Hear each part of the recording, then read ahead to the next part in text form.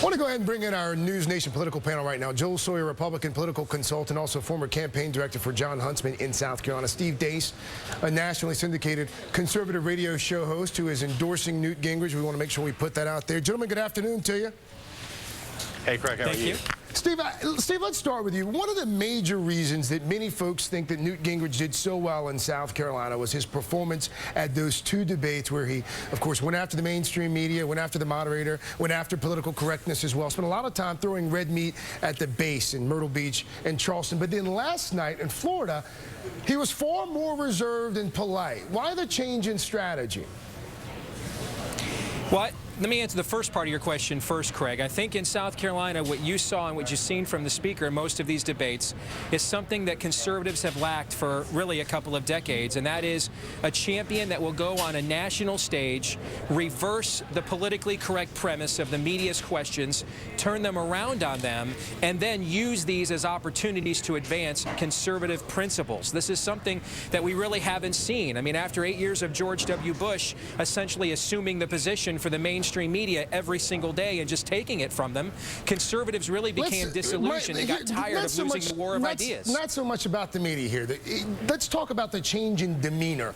Last night versus South Carolina, why such a dramatic change? I think the speaker wanted to essentially let Mitt Romney punch himself out, to borrow a Rocky Balboa phrase.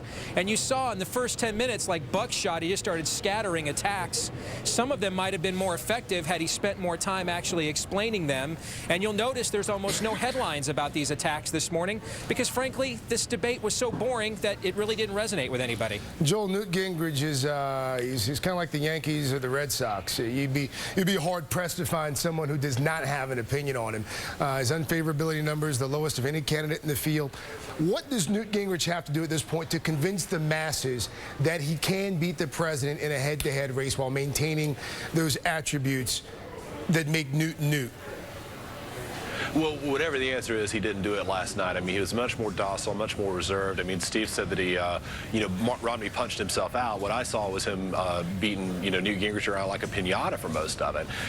My thing is, you don't get away from the winning formula. I think if the target is the Republican base right now, you want to keep doing those things that made you popular with the base in South Carolina in the first place, and that's taking the fight to Obama, taking the fight to the media. If he continues doing that, I think he'll do very well in the primary. Now, whether or not that tack will work in the general election is a question yet to be seen. Joel, how much of an advantage does Mitt Romney have in Florida and Nevada and Michigan when you start talking about the money, when you start talking about the machine on the ground there? Is the advantage that Mitt Romney has, is that advantage insurmountable? I don't know that it's insurmountable. I mean, you got to remember that a week before the South Carolina primary, I mean, the conventional wisdom was South Carolina is Mitt Romney's to lose. And lo and behold, Newt Gingrich not only, he didn't just squeak out a win, he won in a landslide here. So is it insurmountable? No. But, I think, we have to get through Florida first. And, he has a big cash advantage in Florida as well. Newt Gingrich is going to have to do better in the future debates than he did last night in order to keep his momentum going. Steve, last night Mitt Romney drew a line in the sand. He said he learned from South Carolina. He said that from here on out, he is going to be more of a bulldog than he's been in the past. And it appears as if one of his chief strategies at this point is going to be to connect Newt Gingrich to Freddie Mac. And in a place like Florida, when you've got a quarter of the homes there, a quarter of the homes in this country that are in foreclosure are in the Sunshine State, how concerned are you about that connection having a dramatic impact there? Well, as we have seen from Mitt Romney, who, as George Will recently pointed out, despite all the money he has spent, is now 4-19 in elections. As we have seen consistently from Mitt Romney, he often attacks people on the issues he's just as weak, if not weaker on.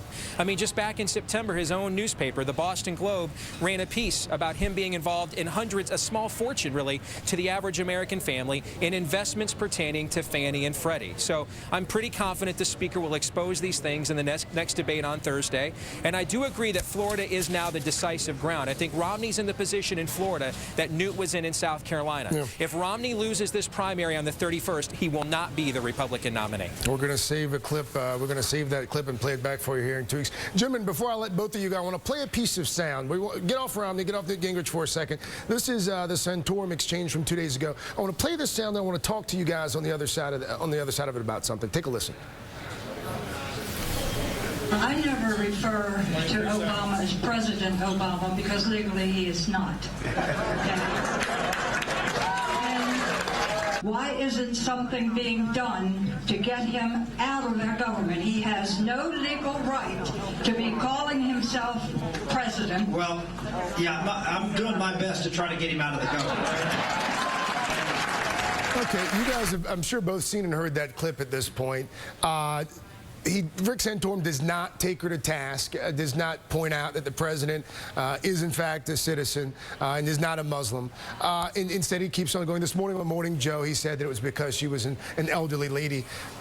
My question to both of you, and answer it really quickly because we're running out of time, what do exchanges like that do to the Republican brand? Joel?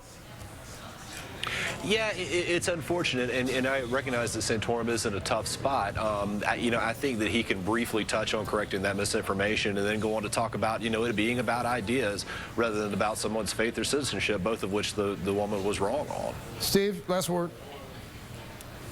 I really think these entire conversations are really just silly. And if I'm Barack Obama, I love having this conversation because it means I don't have to talk about my pitiful record as president. Steve Deace, Joel Sawyer, gentlemen, thank you for your time. Appreciate you.